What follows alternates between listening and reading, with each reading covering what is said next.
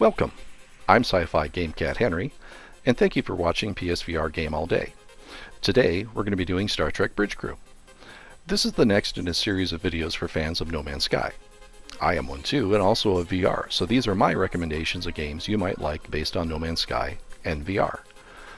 So, have you ever wanted to take your buddies out on an adventure in your frigate in No Man's Sky?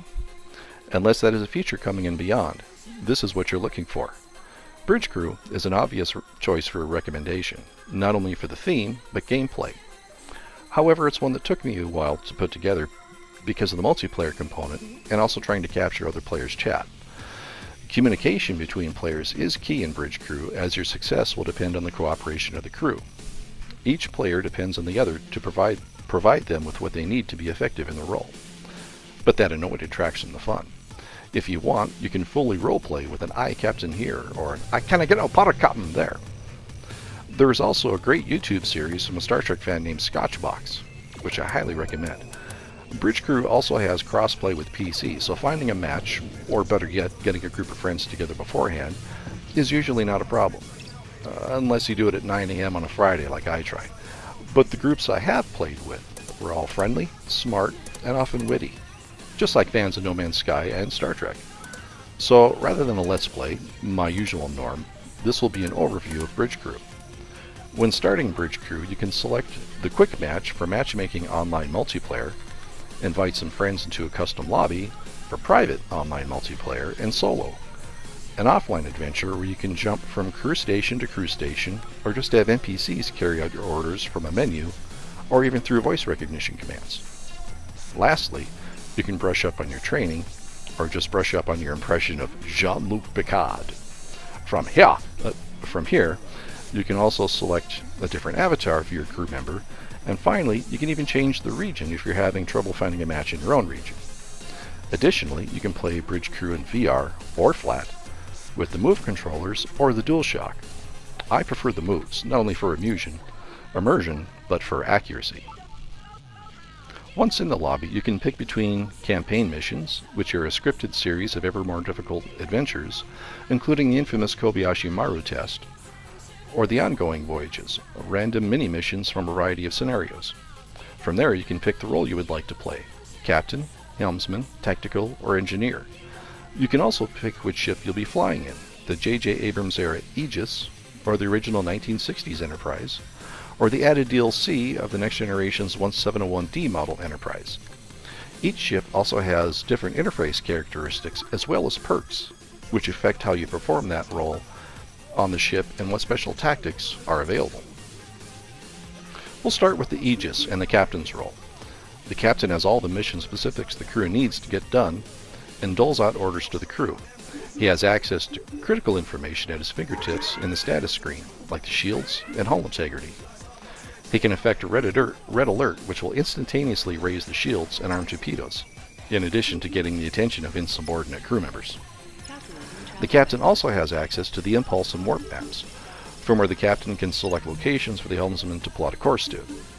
The captain can also adjust the magnification of the main view screen, or switch the view to whichever target is selected. You can also put a navigation bar at the top of the view screen to help the helmsman.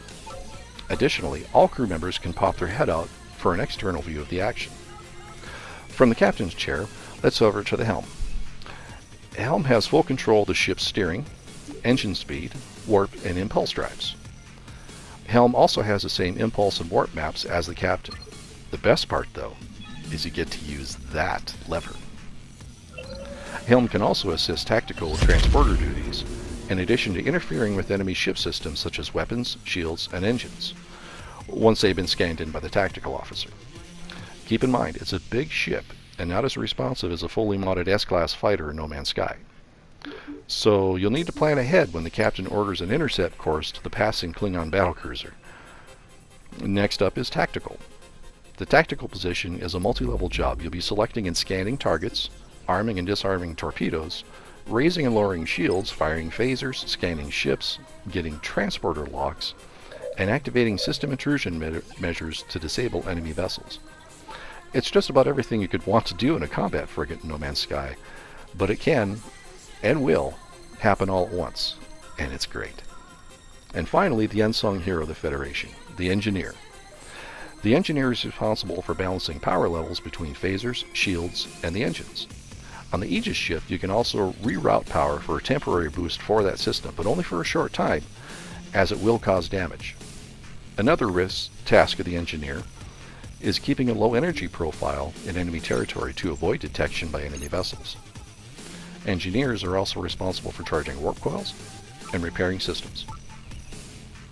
Now, my baby, my first love, the original Enterprise. It's such a joy to be on this ship, if only in a virtual environment. But beginners beware. None of the buttons are labeled, so you need to press the square button to highlight all the functions. The captain on the Enterprise has the same role as on the Aegis, but the information is split between the pad and on view screens around the bridge. So many buttons. The interface is clunky, but in a great old school way, and the displays are pretty easy to read. As on the Aegis, the Engineer is in charge of repairs, charging warp coils, power distribution, and transporter beams. There are no intrusion measures to disable enemy vessels like there is on the Aegis.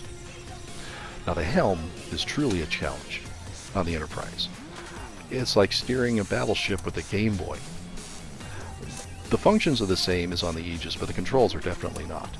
Another funny thing about the Enterprise is that the view screen is flat, not holographic like it is on the Aegis and on the 1701D, in keeping with the 1960s themes of the original Enterprise. Tactical is nearly the same as the Aegis, notable exceptions being that while you can scan stellar objects and ships, there are no intrusion countermeasures and the transporter control is handled solely by the Engineer. Finally, the DLC of the Next Generation's 1701D. The DLC also includes the enemies the Borg and the Romulans. The Borg have modulating shields, and the Romulans can cloak their vessels, so new tactics will be required.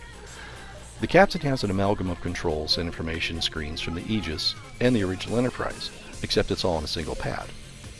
Helm also controls somewhere in between the Aegis and the 1960s Enterprise. There is also no transporter control or intrusion like there is on the Aegis. Tactical is slightly different from both of the other ships, as you have proximity and homing torpedoes and torpedo tubes both fore and aft. Phasers can also target either shields, engines, or weapons, and additionally, when the target is in the sweet spot, phasers can fire a massive burst when timed just right. Engineering on the 1701D is called Operations because it is quite a bit different.